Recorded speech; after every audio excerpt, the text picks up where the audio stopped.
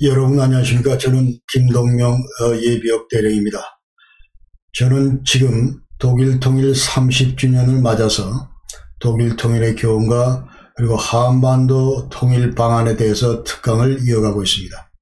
지난 시간까지 저는 독일 개관 그리고 독일 역사에 대해서 말씀을 드렸고, 오늘은 전후 독일이 어떤 식으로 그 분할이 되고 또 이러한 분할이 어떤 식으로 분단으로 이어지는지 이런 얘기를 하겠습니다.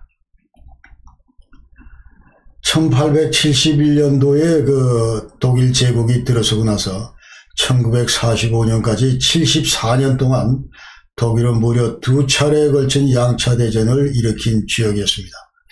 1차 대전 때 한 2천만 명이 사망을 했고, 2차 대전 때는 유럽 내에서만 4,770만 명이 사망을 했습니다. 그래서 주변국들은 항상 독일을 볼 때 이 통일된 독일은 언제나 우리 유럽의 평화와 안정을 위협하는 그런 세력이다 하는 그런 인식을 갖고 있었어요. 그래서 약화된 독일, 분할된 독일만이 유럽의 안정을, 유럽의 평화를 담보한다, 이렇게 생각하고 있었습니다. 이게 전쟁 중에 소위 그 히틀러에 반대하는 안티 히틀러 코알리션 이 세 나라 정상은 독일의 그 분할 문제에 대해서 수시로 그 협의하고 했습니다. 그래서 41년도 12월 스탈린이 먼저 얘기를 꺼낸 것은 1938년도에 이제 합병된 오스트리아, 이거는 반드시 독립을 시켜야 되고, 또 1806년도에 나폴레옹이 그 세웠던 라인 동맹 같은 그런 라인 국가를 건설하는 것도 하나의 방안이다. 그래서 보호국으로 두는 것도 하나의 방안이다. 이런 아이디어를 냈고, 그 다음에 1938년도에 합병된 수데텐란드, 이거를 반드시 그 체코슬로바키아로 돌려줘야 된다. 필요하다면 바이에른도 독립시키고, 그 다음에 동프로이센 그 폴란드도 할양을 하고, 이런 얘기를 했습니다. 그래서 원칙적으로 여기에 대해서 이 처칠과 그 루스벨트는 구체적인 그 사안에 대해서는 동의를 안 했지만, 그러나 큰 틀에서 독일 분할이 필요하다, 이렇게 생각을 했었습니다. 제1차 그 분할 시도가 테헤란에서 있었습니다. 1943년 11월 28일부터 12월 1일까지 이 회담이 개최가 됐는데, 바로 한 달 전에 모스크바 그 외상회의에서는 독일은 1937년 12월 31일 이 영토, 이때 영토 그 국경선을 준수해야 된다. 그러니까 오스트리아 합병한 거 빼고, 수데텐 합병한 거 빼고 그 국경을 준수하라, 그런 얘기고, 그리고 전쟁 후에 독일은 반드시 연합국에 의해서 점령 통치당해야 된다, 이런 합의를 했어요. 이런 합의 바탕하에 이제 한 달 뒤에 테헤란의 삼국 정상이 모였는데 두 가지 합의 사항이 있습니다. 하나는 나치는 반드시 단죄한다는 거고, 그리고 강력한 독일을 이제 출현한 것을 다시 막기 위해서 반드시 분할을 하겠다는 것입니다. 43년도 그 11월 달은 소련의 입장에서는 대단히 그 어려운 시기였습니다. 왜냐하면 42년 8월부터 43년 2월까지 스탈린그라드 전투가 있었기 때문에 그렇습니다. 이 전투에 소련은 170만 명을 참전시켰고, 그 다음에 히틀러도 한 85만 명을 보냈어요. 그런데 6개월간에 걸친 이 전투에서 이제 그 소련은 한 113만 명이 사망을 하고, 히틀러 군대도 약 한 30만 명이 죽었습니다. 그래서 소련은 그 당시에 최대 패국이기 때문에 하여튼 이 두 나라에 대해서, 미국과 영국에 대해서 보상을 요구하면서 우리는 충분히 그럴 자격이 있다는 것을 강조했습니다. 그러면서 독일 제국을 분할시키고 또 보호국으로 두든지 이런 얘기를 했고, 그 다음에 39년도에 내가 폴란드 그 동쪽 영토를 먹었는데 니들 이런 차원에서 좀 이해해 달라, 그런 얘기도 했어요.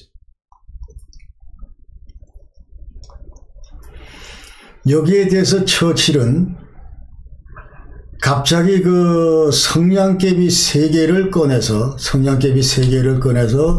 자, 오른쪽이 예컨대 소련이고, 그 다음에 가운데가 이 폴란드고, 맨 이쪽이 좌측이 이제 독일이라고 치고, 그 다음에 너희들 이 성냥개비를 좌로 옮기면서 전부 서쪽으로 이동하라, 이런 얘기를 했어요. 그러면서 그 당시에 이제 했던 얘기를 독일말로 그대로 코테이션 해가지고 나온 것이 바로 이건데, Wir Soldaten, die seitlich wegtreten. Wenn man dabei auf einige Deutsche ziehen trete, sei das nicht zu ändern. 이 얘기는 뭐냐 하면, 자, 군대 가면은 너희들 일렬 횡대해가지고 좌로 2보가, 3보가 뭐 이런 거 하는데, 그런 식으로, 자, 소련 좌로 2보가, 폴란드 좌로 2보가, 이런 식으로 하자는 거죠. 그러다가 맨 좌측에 있는 독일 그 병사 발가락을 너희들이 밟았다. 그건 뭐 어쩔 수가 없다는 거예요. 그런 얘기입니다. 지금 독일 얘기가. 그러니까, 자, 요렇게 지금 현재 최초의 그 폴란드 영토는 요런 폴란드 영토는 요런 형태인데, 그런데 요것은 이제 소련에다 하향을 하고, 그 다음에 소련은 요만큼 서진을 한 거죠. 마찬가지로 폴란드도 이만큼 서진을 해서 지금 현재 독일과의 그 오데르나이스 강까지 진출하라는 거예요. 그래서 나머지 요 남아있는 독일 땅, 이건 너희들 전부 먹어라, 이런 얘기입니다. 오스프로이센, 그 다음에 포먼, 슐레지언, 이런 것들은 전부 이제 다 새로이 폴란드 땅이 되는 것이죠. 이 밑에 그림은, 이 밑에 지도는, 그러니까 1차 대전, 2차 대전, 양차 대전의 주역인데, 이 두 번의 전쟁을 깨지고 나서, 독일 영토가 이렇게 쭈그러들었다 하는 것을 보여주는 겁니다. 그러니까 1차 대전 패망 이후에 요 코발트 색깔의 요 영토를 전부 잃었고, 그 다음에 2차 대전 때 마찬가지로 이런 것들 전부 잃었어요. 그래서 2차 대전 때 잃었던 이 영토만 해도 벌써 독일 영토의 한 4분의 1이 된다는 것입니다. 또 다른 문제는 지금 현재 여기 살던 폴란드 주민들이 자 본국으로 이제 추방을 당하고, 또 여기 살던 독일 사람들이 독일 땅으로 추방을 당하는 그런 상황이 발생한 것이죠. 그래서 이들은 이제 추방 과정에서 추위와 질병과 또 기아 이런 것들로 엄청난 고통을 당하면서 죽어갔다, 이런 얘기입니다. 두 번째 분할 시도는 바로 얄타가 우크라이나 밑에 크림반도 얄타에서 있었습니다. 그러니까 5월 8일 날 독일이 항복했기 때문에 약 한 3달 전에 2월 4일부터 11일간 삼국 정상이 다시 만났는데, 여기서는 이제 독일하고 베를린 완전히 이런 식으로 그림 그려서 분할한다 확정이 됐고, 그 다음에 프랑스를 전순국의 그 대열에 포함시키는 것을 합의를 했습니다.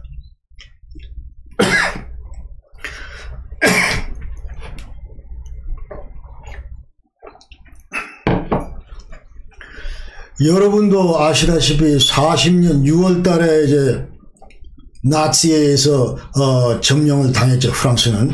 그리고 44년 6월 달에 그 노르만디 상륙 작전에 따라서 해방됐습니다. 그렇기 때문에 엄밀한 의미에서 전성국이라고 보기가 어렵다, 이런 취지인데, 그런데 이제 처칠이 가만 생각할 때, 야, 전쟁이 곧 끝날 것 같은데, 미국은 곧 유럽 대륙에서 벗어날 것 같은데, 나 혼자 어떻게 저 북극의 저 공산주의 북극곰을, 서진하는 북극곰을 막을 수 있겠는가, 그렇게 이제 고민을 했죠. 그래서 어떤 형태든 프랑스를 이 대열에 포함시키기로 이제 전략을 세웁니다. 그러면서 이제 강조하는 것이, 야, 드골이 옛날에 내 친구인데 40년 6월 달에 런던에다가 이제 그 망명정부를 세우고, 그 다음에 얘들 그 군대 프랑스의 슬리브르 프랑스 해방군이 이제 나치에 대해서도 싸우고, 그 당시 꼭두가시 정부 위시 정권에 대해서도 싸우고, 그렇기 때문에 충분히 승전국에 또 레지스탕스도 또 저항해왔고, 그러니까 충분히 그 승전국 대열에 포함시킬 수 있다. 이래서 이제 43년 12월 16일 날 프랑스는 승전국 대열에 동참하게 됩니다. 또 이 얄타 회담에서 중요한 결정 중 하나는, 자, 비밀협정으로 체결한 건데, 소련이 독일이 패망하고 나면 그 뒤로부터 두세 달 내에 내가 일본과의 전쟁에 참전하겠다, 이런 약속을 이제 미국에다 하게 되는 것이죠.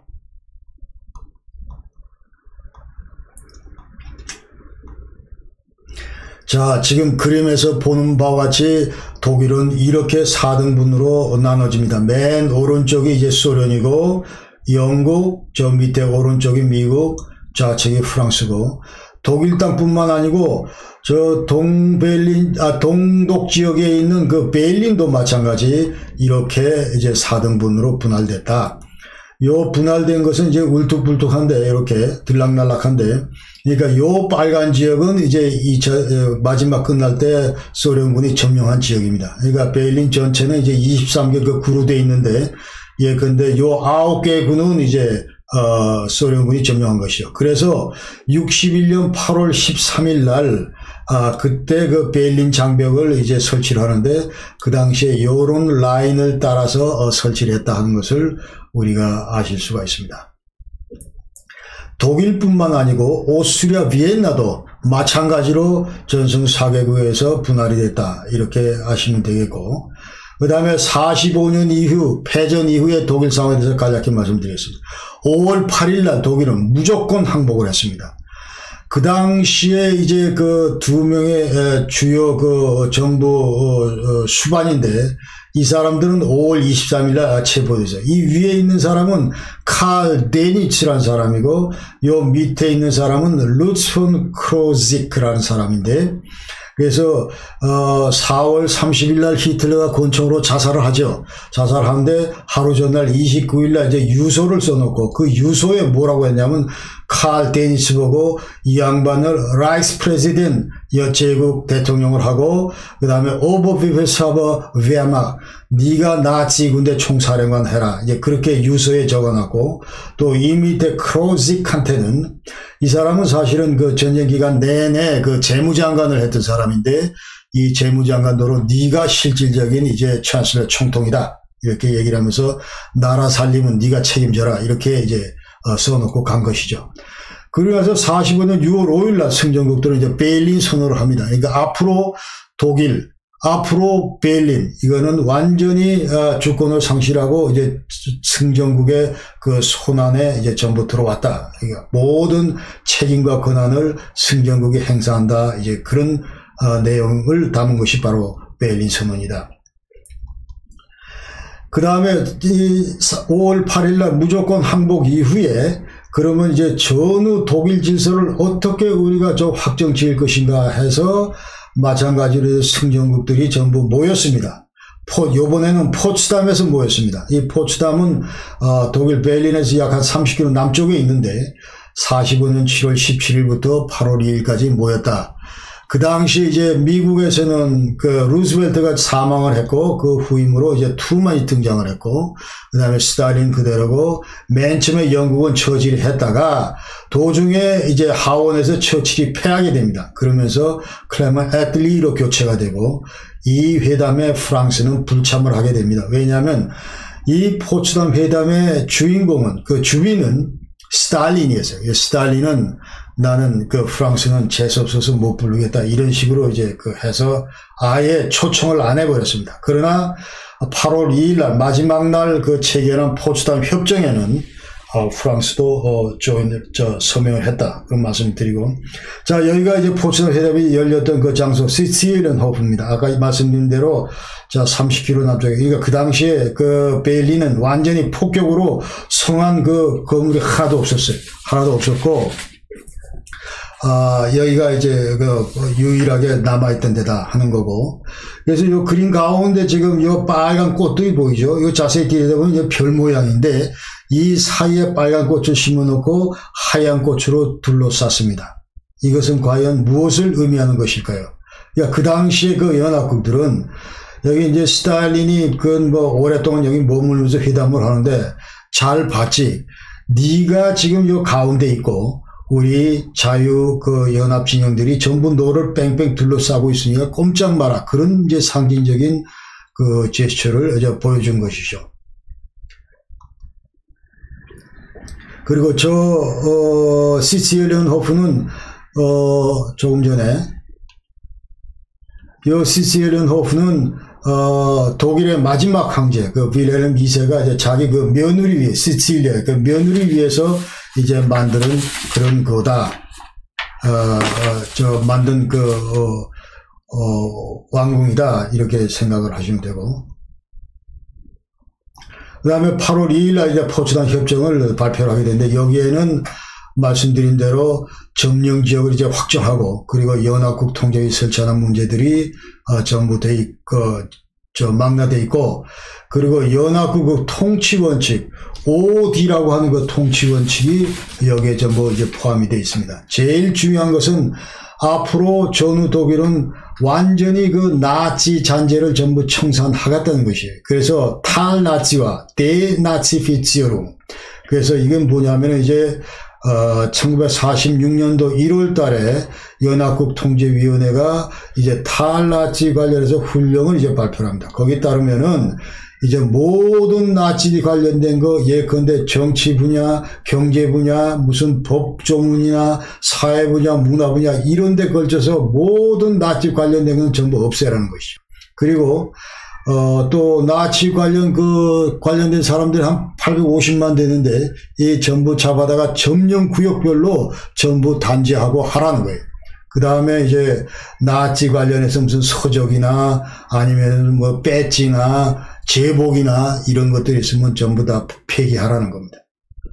비군사화, 그러니까 전후 독일은 철저히 무장 해제를 해서 비군사화한다 하는 그런 얘기고, 민주화, 그 다음에 탈집권화, 그래서 중앙정부의 지나치게 권한이 집중됐을 때 이제 나치 피해를 우리가 그대로 기억하기 때문에 앞으로 이거는 지방정부로 전부 분권화하라는 그런 뜻이고, 그리고 주요 산업시설, 생산시설 이런 것들은 전부 해체하자, 데몬타주, 중공업 산업시설을 해체하자. 이런 것들이 바로 연합국이 이제 독일을 통치하는 바로 그 5D 원칙이다. 이제 그런 말씀을 드릴 수가 있습니다. 그 다음에 포츠담 협정에서는 이제 전쟁 종식이 됐고, 유럽 내에서, 그리고 유럽의 국경선들이 확정됐다. 이런 내용들이 전부 포함이 되어 있고, 그 다음에 동프로시아의 그 북부 영토, 칼리닝그라드, 이거는 이제 소련으로 귀속을 시키고, 그 다음에 오데르나이스의 강을 이제 독일과 그 폴란드의 국경선으로 한다. 이제 그러나 이것은 이제 잠정적으로 그렇게 유보 조항이 있습니다. 그 유보 조항은 뭐냐면, 독일과 폴란드가 이제 우호 강화 조약을 만약 체결해서 그 조약 안에 이제 어떤 국경선 관련해서 조항이 있을 때, 그때까지 잠정적으로 오데르나이스 강으로 한다. 그런데 이제 독일이 통일되는 과정에서 90년 9월 12일 날 2+4 조약을 이제 체결합니다. 나중에 말씀드리겠지만, 그래서 거기에서 제일 먼저 나오는 것이 독일과 폴란드의 국경선은 오데르나이스 강이다. 거기에 딱 아예 선을 짓습니다. 그렇기 때문에 앞으로 두 나라 간에, 이 폴란드, 독일 간에 뭐 강화 조약이 없더라도 이제 앞으로 영원히 오데르하고 나이스는 양국 간의 국경선이다. 이렇게 아시면 되겠고, 그 다음에 이 협정에는 이제 전쟁 배상금 조항도 있습니다. 그래서 소련 같은 경우는 지금 이제 우리가 최대의 2차 대전의 피해자이기 때문에 악착같이 뭘 좀 챙겨야 되겠다. 이런 그 생각이었어요. 그래서 동독 내에서 이제 자기네 그 할당 점령 구역이 동독이니까 동독 지역 내 주요 그 산업시설, 생산시설 이런 것들 전부 해체해서 모스크바로 가져갔습니다. 그러나 이 미국과 영국, 프랑스는 서독 지역에서 해체 작업을 잠깐 시작했다가 중단했어요. 왜냐하면 새롭게 이제 동서냉전이 그 발발하면서 이제 소련의 그 공산주의 서진을 막기 위해서는 지금 형태의 이렇게 약화된 서독으로는 불충분하다. 그래서 독일의 산업시설 그대로 놔두고 이제 강화하는 쪽으로, 군비도 강화하는 쪽으로 그런 식으로 이제 컨셉을 바꿔 나갔다. 이런 말씀을 드리고, 그래서 오늘은 이제 동서독이 어떻게 승전국에게서 분할됐나 이 과정을 말씀드렸고, 다음 영상은 이 4등분된 독일이 어떻게 동서독 두 체제로 분단으로 발전되면서 분단으로 이어졌는가 하는 말씀을 다음 영상에서 드리도록 하겠습니다. 여러분 귀한 시간 내주셔서 감사하고 끝까지 봐주신 데 대해서 대단히 고맙게 생각합니다. 여러분 안녕히 계십시오.